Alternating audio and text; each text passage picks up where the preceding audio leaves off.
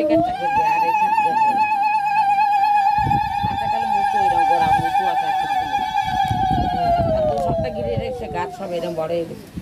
বন্দে শ্রী গুরু শ্রীযুত পদ কমলম শ্রী গুরু রূপং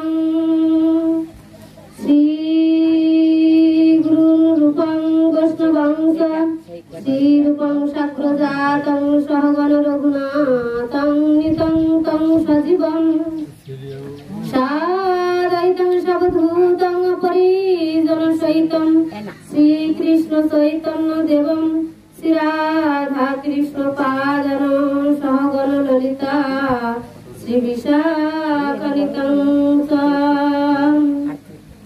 ওম অজ্ঞানতিমিরান্ধস্য জ্ঞানাঞ্জনশলাকয়া চক্ষুरुन्मीलितं येन तस्मै श्रीगुरवे नमः।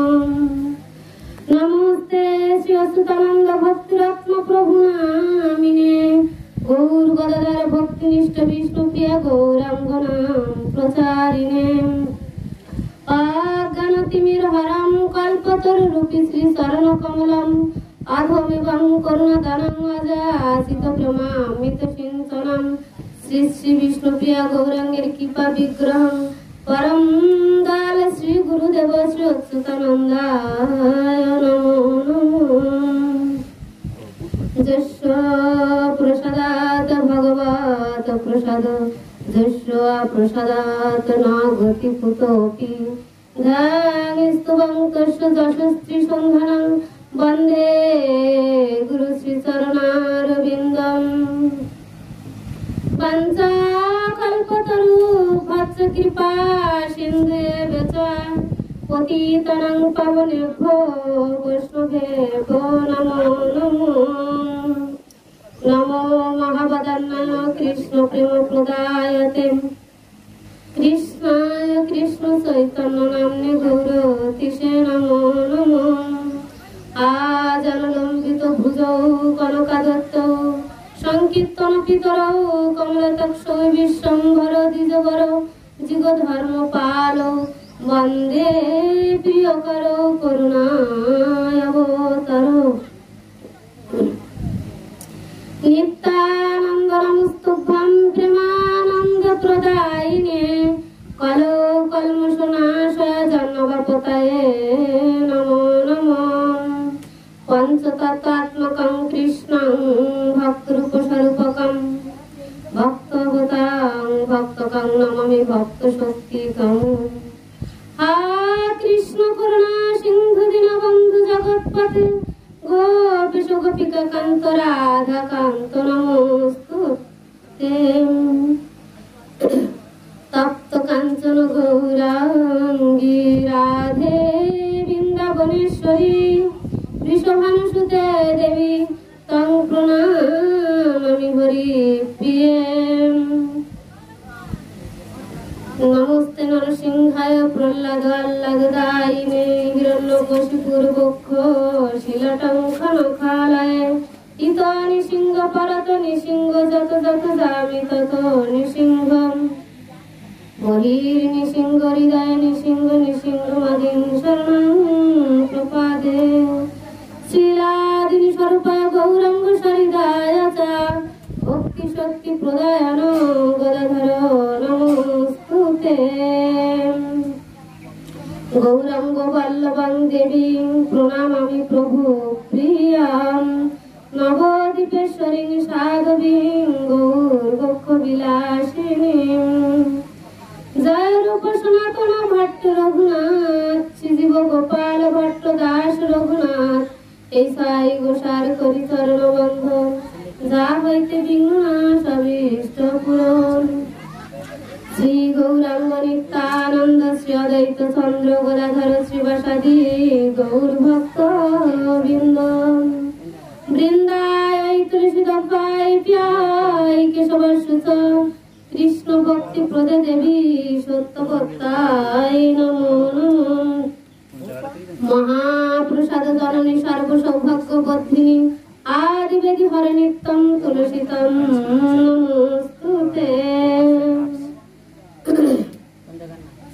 জয় শশী নন্দন জয় গৌর হরি বিষ্ণু প্রিয়ার প্রাণনাথ নদিয়া বিহারী জয় শশী নন্দন জয় শশী নন্দন জয় গৌর হরি বিষ্ণু প্রিয়ার প্রাণনাথ নদিয়া বিহারী জয় শশী নন্দন জয় শশী নন্দন জয় গৌর হরি বিষ্ণু প্রিয়ার প্রাণনাথ নদিয়া বিহারী জয় জয় গদাধর জয় জয় গদাধর জয় গৌর হরি বিষ্ণু প্রিয়ার প্রাণনাথ নদিয়া বিহারী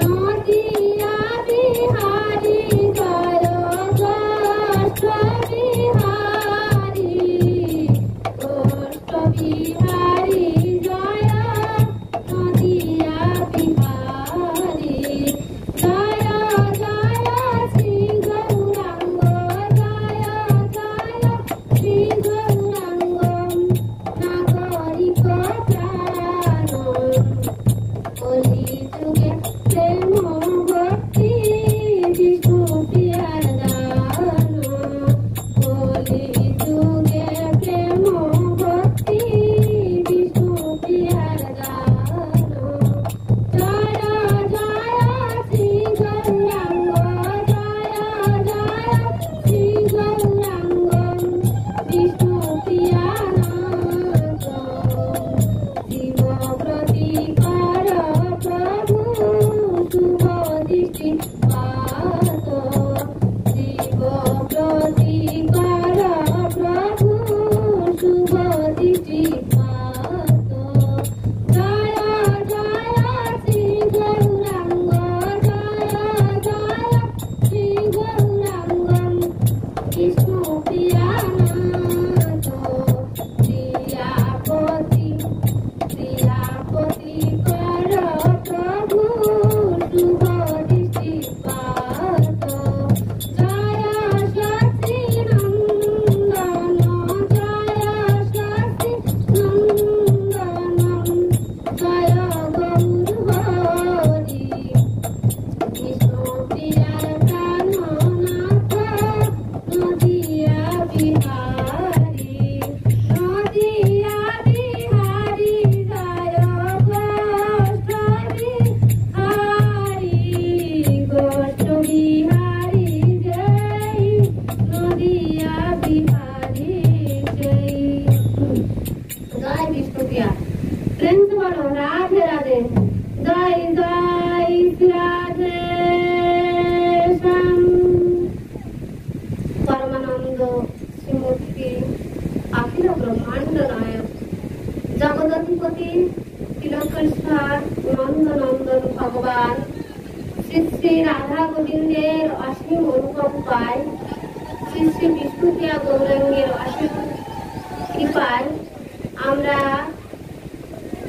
অত্র অঞ্চলের সকল গৌরভক্তবৃন্দ শ্রী শ্রী অষ্ট মহাকালী মায়ের পূজা উপলক্ষে ভাগবতী কথা আয়োজন সেই ভগবানের দিব্য বাক্যময়ী প্রতিমূর্তি ভগবানের অমৃতময়ী সেই বাক্যময়ী প্রতিমূর্তি ভাগবত কথা রস আস্বাদন করার এই সৌভাগ্য প্রাপ্ত করিয়েছে।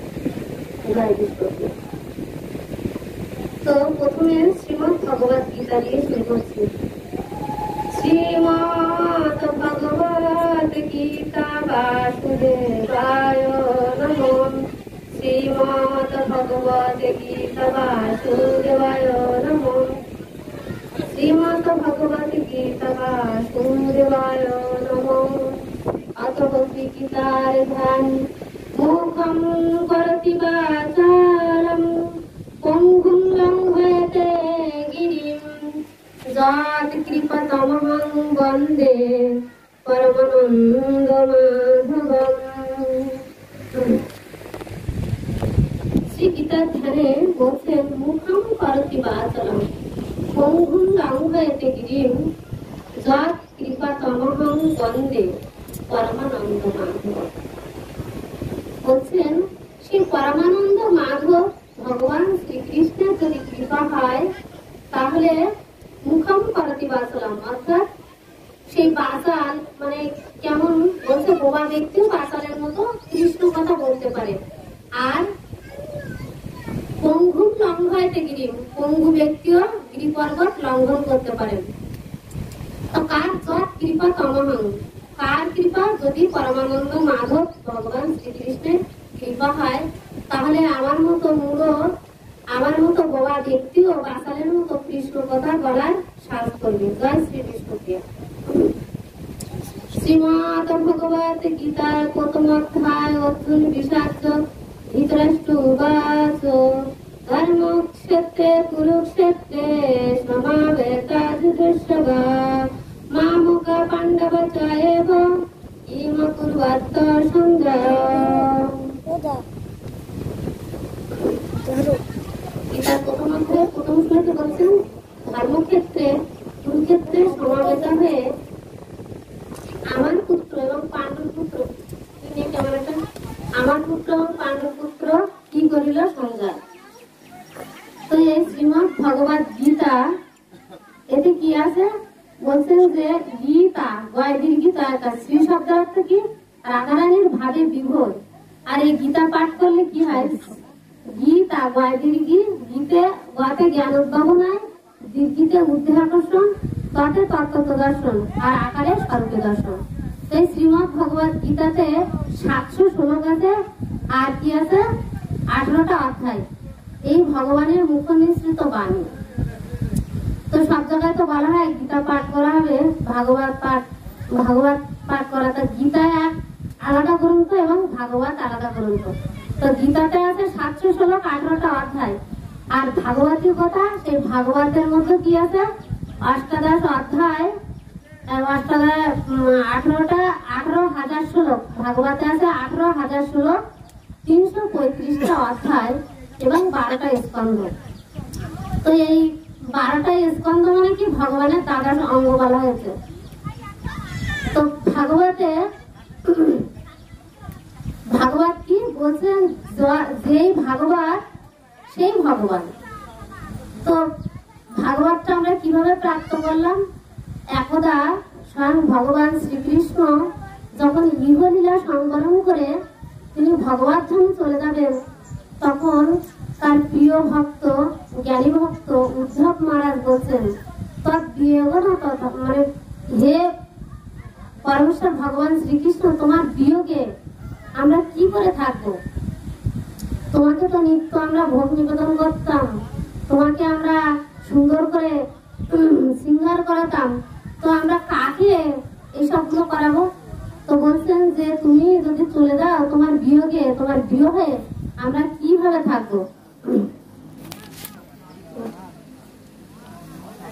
তখন কি করছেন, সেই শ্রীকৃষ্ণ বললেন হে উদ্ধব তুমি চিন্তা করিও না, হে উদ্ধব তুমি চিন্তা করিও না। নিতাই গৌর প্রীতি প্রেমানন্দে হরি বল। বলছেন যে হে উদ্ধব তুমি চিন্তা করো না। তো কেন? বলছেন যে আমার সমস্ত শক্তি নিয়ে এই ভাগবতের মধ্যে আমি প্রকাশ হয়ে গেলাম। জয় জয় ভাগবত কি জয়। তো এই ভাগবতের মধ্যে ভগবান তার সমস্ত শক্তি নিয়ে প্রকাশ হয়ে গেলেন, প্রকাশিত হলেন। তখন বললেন হে উদ্ধব এই নাও ভাগবত, আজ থেকে যখনই এই ভাগবত স্পর্শ দর্শন এবং ভাগবত কথা পাঠ হবে, তখনই আমার দর্শন স্পর্শন এবং আমাকে দেখার ফল লাভ করবে। তো তাহলে এ থেকে জানা যায় যেই ভাগবত সেই ভগবান, ভাগবত আর ভগবানের মধ্যে যৎকিঞ্চিৎ কোনো পার্থক্য নেই। আর শ্রীমদ ভগবত গীতা এটা হচ্ছে ভগবানের মুখ নিঃসৃত বাণী। তো এই গীতার মর্ম কথা আছে যে গীতা পড়লে কি, গীতা পড়লে এটা জানা যায় গীতাতে বলা আছে কৃষ্ণস্তু স্বয়ং ভগবান, কৃষ্ণ স্বয়ং ভগবান। আর এই গীতায় বলছেন অষ্টাদশ অধ্যায়ের মুখ্য যোগে প্রথমের দিকে গীতা জ্ঞানে অর্জুনের প্রথম অধ্যায় ছিল অর্জুন বিষাদ যোগ। আমরা এই জগতের মানুষ সব অর্জুনের মতো, কারণ আমাদের মনে অনেক সংশয় আছে, তো আমরা সেই অর্জুনের মতো। তো দ্বিতীয় অধ্যায় দ্বিতীয় শ্লোকে গীতায় প্রথম ভগবান প্রথম মুখ খুললেন যে কুতস্তা কৌশলামিদং বিষমে সমুপস্থিতম অনার্য দুষ্টম অসর্গ আকীর্তি করম অর্জুন। বলছে এই ঘোর সংকটময় যুদ্ধস্থলে তোমার হৃদয়ে কিভাবে এই শোকানল প্রজ্বলিত হলো। প্রথম অর্জুন এই কথা বললেন, মানে শ্রীকৃষ্ণ স্বয়ং ভগবান এই প্রথম গীতায় তার প্রথম উপাসক গীতায় তিনি কথা বলেন। সেটা হচ্ছে কি দ্বিতীয় অধ্যায় দ্বিতীয় নম্বর শ্লোক। তারপরে তিনি দেহতত্ত্ব জ্ঞান দিলেন সপ্তম শ্লোকে কার্পণ্য দোষ অপহত স্বভাব বিশ্রামিতং ধর্ম সংমূঢ়চেতা। এখানে অর্জুন মানে এতক্ষণ কিন্তু নিজের কথা বলছিলেন সংশয় ধর্মজ্ঞান, অর্জুন শ্রীকৃষ্ণকে উল্টো করে ধর্মজ্ঞান দিচ্ছিলেন। এখন সেই মানে কৃষ্ণের চরণে যখন অর্জুন শিষ্যত্বে অহম বলেন, হে কৃষ্ণ আমি তোমার শিষ্য, তুমি আমার গুরু, এখন তুমি আমাকে উপদেশ করো। একটা 25 পর্যন্ত করবে, একটা 7 বাজে। তো বলছেন তুমি আমাকে সেই জ্ঞান উপদেশ করো, তাহলে আমি সেইভাবে চলবো। তো এতক্ষণে কিন্তু গীতায় কিন্তু যতক্ষণ পর্যন্ত গুরুকরণ না করেনি, গুরু বলে স্বীকার করেনি, ততক্ষণ কৃষ্ণ কোনো কথা বলেনি।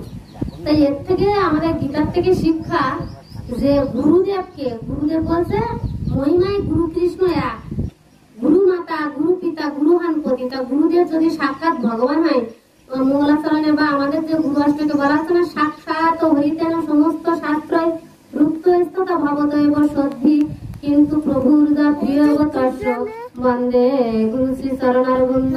তো গুরুদেব হচ্ছে সাক্ষাৎ হরি, সমস্ত শাস্ত্রে বলা আছে। তো সেই এখানে গুরুকরণ যখন শ্রীকৃষ্ণকে গুরু হিসেবে তিনি মানলেন, তখন গুরু মানে কে পিতা, তার পিতা সন্তানের সমস্ত দায়িত্ব নেয়। তো সেই একান্ত শ্রীকৃষ্ণের সমস্ত দায়িত্ব হয়ে গেল যে এই অর্জুনকে রক্ষা করা।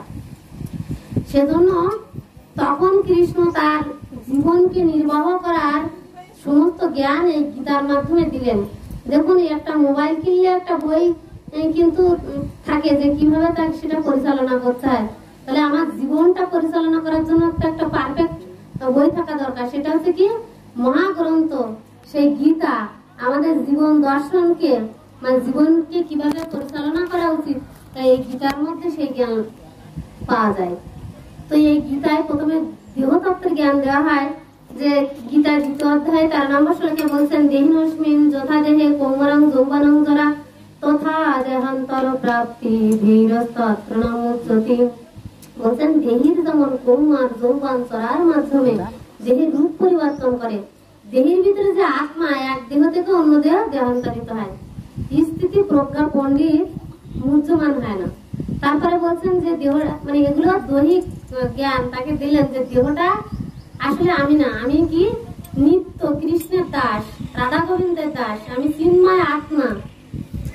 এই আত্মাকে অচ্ছেদ্য মানে ছেদন করা যায় না, তাকে দহন করা যায় না, তাকে কি পুরানো যায় না, শুকানো যায় না।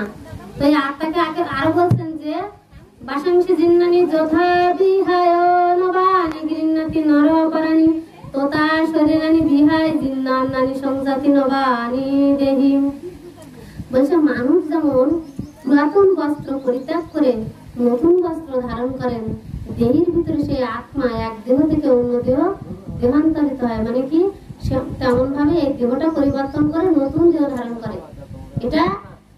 এটা মুহ্যমান যারা জ্ঞানী ব্যক্তি দেহতত্ত্ব জ্ঞান জানেন তারা এতে মানে মোহগ্রস্ত হন না। জয় বিষ্ণুপ্রিয়া, জয় জয় শ্রী রাধে শ্যাম। এখানে সেই দেহতত্ত্বের জ্ঞান দিলেন। এবার এই যে এখন আমাদের এই ভাগবতীয় অনুষ্ঠান উপলক্ষে যে ভোগ রন্ধন করা হচ্ছে, কেন ভগবানকে দিতে হবে আর দিলে বা কি হয়, সেই প্রসাদের বা কি মহিমা, সেটা গীতায় 3য় অধ্যায় 13 নম্বর শ্লোকে বলছেন যজ্ঞা শিষ্ট সন্ত মুচ্ছন্তে সর্বকিল বিষয় ভুঞ্জতে তে তো অঘম যে পচন্তি আত্মকারণাৎ। বলছেন যজ্ঞের অবশিষ্ট অন্নাদি ভগবত ভক্ত গ্রহণ করেন, তাই তারা সর্বপ্রকার পাপ থেকে মুক্ত থাকেন। যজ্ঞটা কি বলছেন? কৃষ্ণ সম্বন্ধীয় যাহা কিছু করা হয় তাই যজ্ঞ। তো এই জন্য যজ্ঞের অবশিষ্ট অন্নাদি ভগবত ভক্ত গ্রহণ করেন, তাই তারা সর্বপ্রকার পাপ থেকে মুক্ত থাকেন। কিন্তু কি যখন নিজ ইন্দ্রিয় তৃপ্তির জন্য রন্ধন করা হয় বা আহার করা হয়, সেটার মতো পাপ বর্তমান থাকে। তো এবার স্বয়ং ভগবান শ্রীকৃষ্ণ কৃষ্ণকে কেন মানে কৃষ্ণকে কিভাবে জানতে হয়, কারা জানতে পারেন, সেই শ্লোকে বলছেন জল খাবো। এরপরে চতুর্থ অধ্যায় প্রত্যেক শ্লোকেও অল্প একটু করে করে আলোচনা করছে, মানে একটা একটা শ্লোক আলোচনা করতে কয়েক ঘন্টার প্রয়োজন হয়। কিন্তু ভক্ত যদি বেশি না থাকে, মানে ভক্তদের কৃপায় পাঠক পাঠ করতে পারে, তাহলে মনটা ভালো লাগে না। সেজন্য অনেক কিছু ইচ্ছা ছিল, কিন্তু তেমন মানে যদি অনেক ভক্ত হতো তাহলে অনেক ভালো লাগতো। জয় শ্রীকৃষ্ণ প্রিয়া। তো ভগবানের কথা ভগবানকে শোনানোর জন্যই মানে গীতাটা পাঠ করতে হয়। কেন? যখন আমাদের সংকল্প করতে হয় তখন বলতে হয় শ্রীকৃষ্ণের প্রীতির নিমিত্তে গীতা পাঠে বিনিয়োগ। প্রথমে বলতে হয় তো গীতা পাঠটা কেন করছে? ভগবান যেন সন্তুষ্ট থাকে। বলে না শ্রীকৃষ্ণ প্রীতির নিমিত্ত গীতা পাঠে বিনিয়োগ।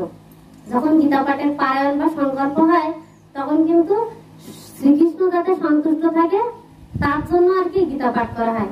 কেন শ্রীকৃষ্ণকে সন্তুষ্ট করতে হবে? বলছে অনন্ত কোটি ব্রহ্মাণ্ডে শ্রীকৃষ্ণ যদি সন্তুষ্ট থাকে তাহলে সবাইকে সন্তুষ্ট করা হয়। তার একটা ছোট উপাখ্যান বলছি, যেহেতু এই কথাটা প্রসঙ্গে আসলো। একদা দ্রৌপদী তার যে একটা অক্ষয় পাত্র ছিল, যখন পঞ্চ পাণ্ডবরা তারা বনে গমন করতেন, সূর্যদেব প্রাপ্ত অক্ষয় তিথিতে একটা অক্ষয় পাত্র প্রাপ্ত করেছিলেন। তো সেই পাত্রের কি মহিমা ছিল? বলছেন সেই পাত্রে যত ভক্তবৃন্দ আসবে, হাজার হাজার লক্ষ লক্ষ অনন্ত কোটি ব্রহ্মাণ্ডের যদি সব ভক্ত আসে, তো ওই পাত্রের এমনই মহিমা ছিল, দ্রৌপদী আহার করার পূর্বে যত ভক্ত আসবে তাদেরকে সেই অমৃতময়ী ভোজন তাদেরকে দিতে পারবে। কিন্তু শর্ত ছিল যদি দ্রৌপদী আহার করে শেষ করে তাহলে সেই পাত্র থেকে কিছু আর বের হবে না। তো এখন একবার মানে দুর্যোধনের কাছে দুর্বাসা তার 10,000 শিষ্যগণ নিয়ে সেখানে গিয়েছিলেন। তো দুর্বাসা কে সন্তুষ্ট করেছিলেন দুর্যোধন। করার পরে বললেন যে হে মুনি ঋষি, হে পরম করুণাময় মুনি ঋষিগণ, তো আমার সেই ভ্রাতারা পঞ্চ ভ্রাতা তারা তো বনে গমন করছেন, তারা তো কৃপা থেকে বঞ্চিত হয়ে গেছে। তা আপনি যদি কৃপা করে তাদেরকেও একটু কৃপা করেন, তারা বনে আছে, তাহলে আমরা খুব প্রসন্ন হব। কারণ কেন এই কথা বলছেন?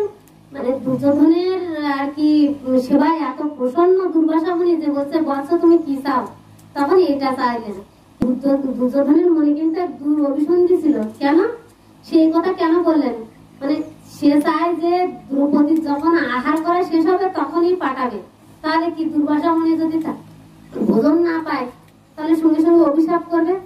তো এটাই তার আশা ছিল। কিন্তু সে ভাবটা দিচ্ছে এমন যে তার ভাইয়ের প্রতি তার খুব স্নেহ, ভ্রাতৃত্ব প্রেম দেখাচ্ছে। তো এখানে যখন দুর্বাসা মুনি তার 10,000 শিষ্য নিয়ে বনে গমন করলেন, তো ধর্মরাজ যুধিষ্ঠিরকে বললেন, হে ধর্মরাজ যুধিষ্ঠির, আজ আমরা আপনার গৃহে সেই কর্ণকুটিরে আমরা 10,000 শিষ্য সহ প্রসাদ পেতে চাই। তো যুধিষ্ঠির মহারাজ বললেন ঠিক আছে, আপনারা মানে স্নান আদি আহ্নিক করে আসুন, আমরা প্রসাদের ব্যবস্থা করছি। তো এখানে দেখুন যুধিষ্ঠির মহারাজ কিন্তু জানতেন না যে দ্রৌপদীর খাওয়া হয়ে গেছে বা পাওয়া হয়ে গেছে। তো এসে দেখেন ওদিকে তো সমস্ত মানে 10,000 শিষ্যগণ নিয়ে দুর্বাসা মুনি সেই গঙ্গার তটে গিয়েছেন স্নান আদি করে আহ্নিক করতে।